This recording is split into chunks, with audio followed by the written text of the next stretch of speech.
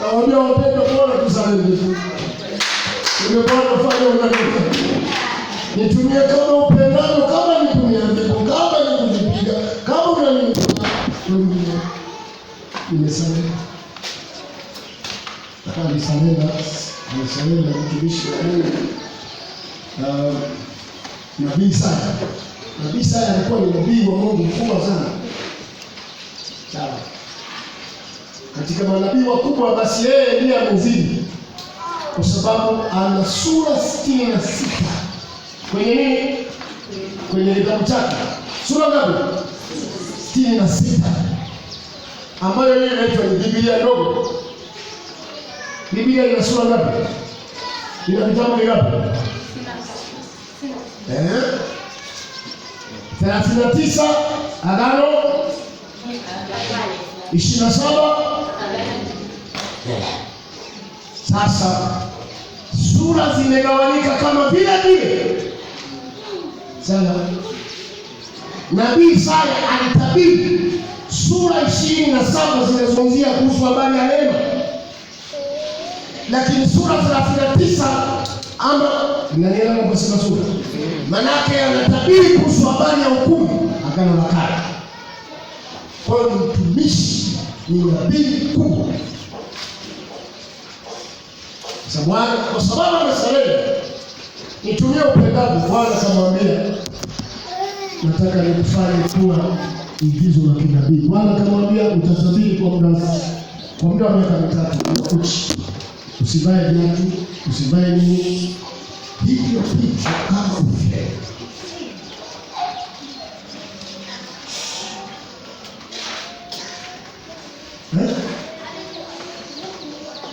Lafu unaenda ufalme wa kaskazini, maana falme zikawalika. Ukawaambia hivi, ukasema hivi ni hivyo. Bwana atawachukua mateka kuwapeleka Ashuri. Atawatendea jeuri wake zenu na kuwavua nguo, na mtatembea uchi kama hivi.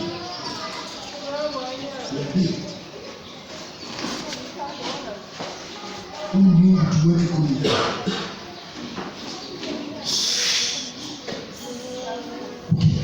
Kwa nini alifanya kitu sawa? Na mke wake naye kwa nabii. Na ndio kama nguo jana mimi ninadhania mchezo.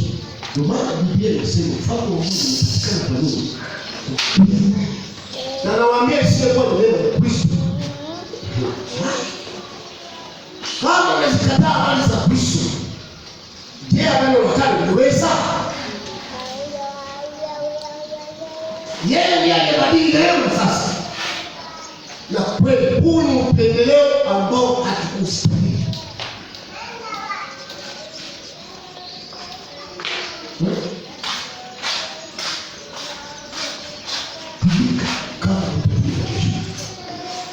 Kama Mungu unamtumikia Mungu aliye juu kabisa. Watakudharau watu, lakini baadaye watakuletea.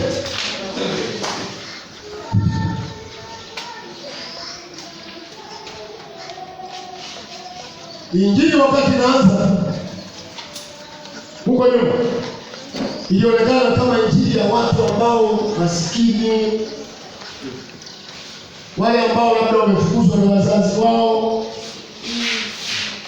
wao wakakimbilia kuokoka, watu ambao maisha ambayo yameenda vice versa, sijui mwanzo wa injili ulikuwa mgumu. Walokole walitukana kweli na walidharaulika sana, lakini kadiri miaka inazidi kuendelea injili, Yesu anaendelea kuwahitaji wote wasome wako. Wanagaragara wamesalenda, matajiri wako wamesalenda, wanagaragara kwa Mungu, maskini wako, wazuri wako.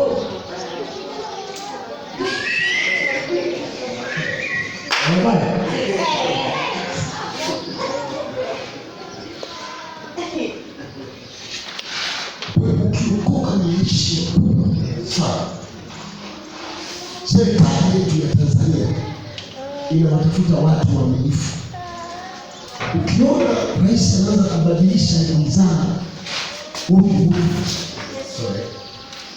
na kwa nini wengine hawajabadilisha? Wengine wanakaa tu mwaka mmoja miezi ameshabadilisha wizara, na wengine hawabadilishi, wanafutwa kabisa. Simefahamu kwamba kuna wengi wamepoteza wasifu.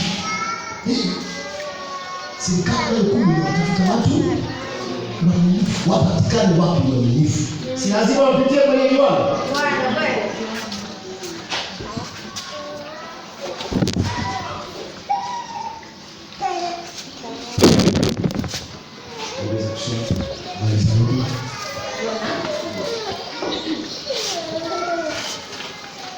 Lakini Bwana alituma upepo mkuu baharini.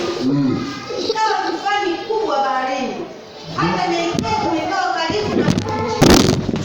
Basi wale mabaharia wakaogopa, kila mtu akamwomba Mungu wake. Nao wakatupa baharini shehena iliyokuwa Merikebuni ili kupunguza uzito wake. Lakini Yona alikuwa ameshuka hata pande za ndani za Merikebu, amejificha chanzo huyo. Akajilaza akapata usingizi. Basi na wenzake wanalalamika huko, matatizo tsunami, hataki kukaa na wenzake. Wakati Biblia inasema yeye pamoja wenzako wameshtuka na wewe unashtuka. Sasa wewe unakuomba usingizi, utakusema wewe ndio mchana.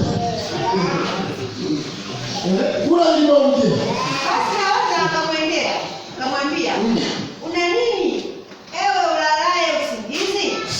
Amka ukamwombe Mungu wako, labda Mungu huyo atatukumbuka usiku. Kwa sababu alibaki yeye mwenyewe, wenzao wote wako kuhangaika, kila mtu anaomba kwa imani yake, akienda kwa usingizi.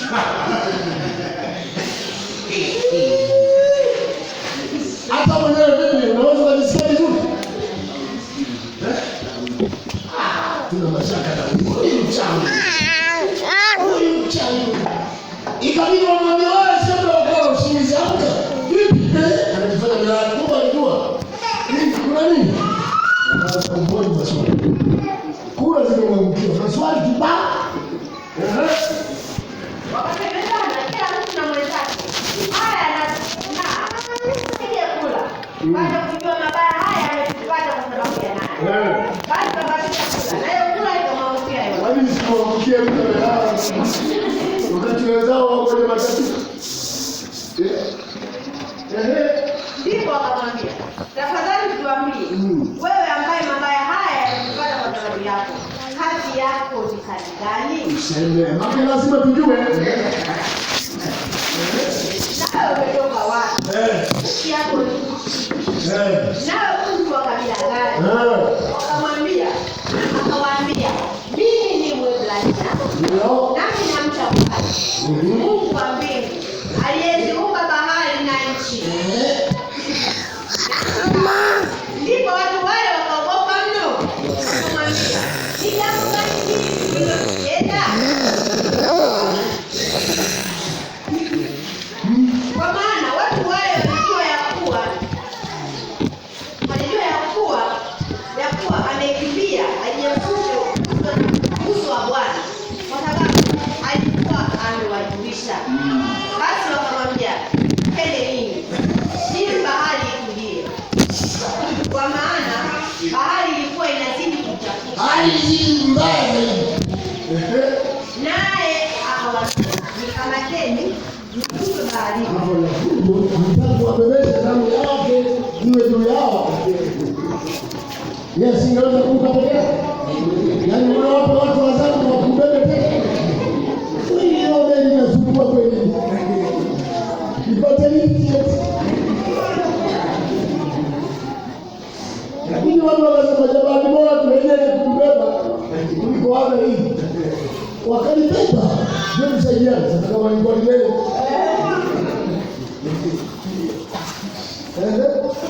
Basi bahari naye akawaambia, nikamateni mnitupe baharini. Basi bahari itatulia, kwa maana najua ya kuwa ni kwa ajili yangu safari hii imewapata. Lakini wale watu wasiweze, kwa maana bahari ilizidi Mungu atafikia sana.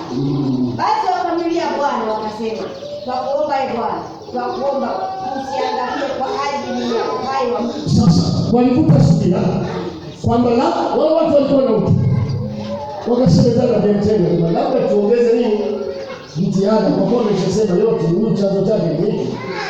Anasema tukutupe kweli mtu. Hebu tuongeze kupambana. Wakashangaa kadiri wanaendelea, ndivyo sasa ile mwelekeo unataka leo. Kwa mwanga akasema jamani, tunatangulia kwa Mungu tuangalie sisi. Hatuna hatia juu ya mtu, ila hatuwezi kufa kwa ajili yake.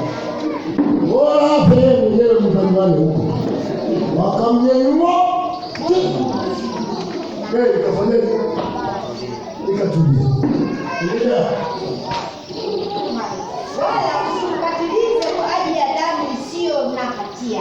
Kwa maana wewe Bwana umefanya kama ulivyopenda. Basi wakamkamata Yona wakatupa baharini, nayo bahari ikaacha kuchafuka. Ndipo wale watu wakamwogopa Bwana mno. Wakamwogopa Bwana.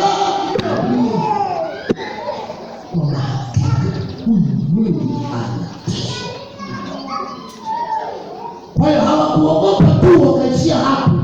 Maana yake imani ikajengeka tena mara mbili. Kwa tunamjua Mungu siku hadi kadiri jinsi tunavyokusanyika, kadiri jinsi tunavyosogeza mbele zake, ndivyo tunavyozidi kumjua Mungu mkuu wake. Licha ya kwamba hatutamaliza hata kama tukienda mbinguni, tutauchunguza ukuu wake, hatutafikia mwisho. Sijui yaani mpaka nafika mahali unaweza ukachanganyikiwa. Yaani hata kama ukienda na hautafikia leo viwango vya kumjua ukuu wake. Uko kiwango gani? Uzuri wake kwa hapa. Mungu aliweka limiti zake za ufahamu wetu. Kwa hiyo watu wengi wangeanza kuna wasomi wanajaribu kutafiti sana kwamba labda tutakuta mwezini sayari gani kutafiti, yaani watu kale akili kale ambapo Mungu aliwapa kama tolo wanapata hiyo kafanya uchunguzi. Labda kama hapa dunia watu wataongezeka, tutawahamisha huko. Kuna hewa sawa. Wengi wanasema wa sayansi kule kuna hewa hafai. Mungu alipurania dunia hii, hali ya hewa na mazingira alipurania.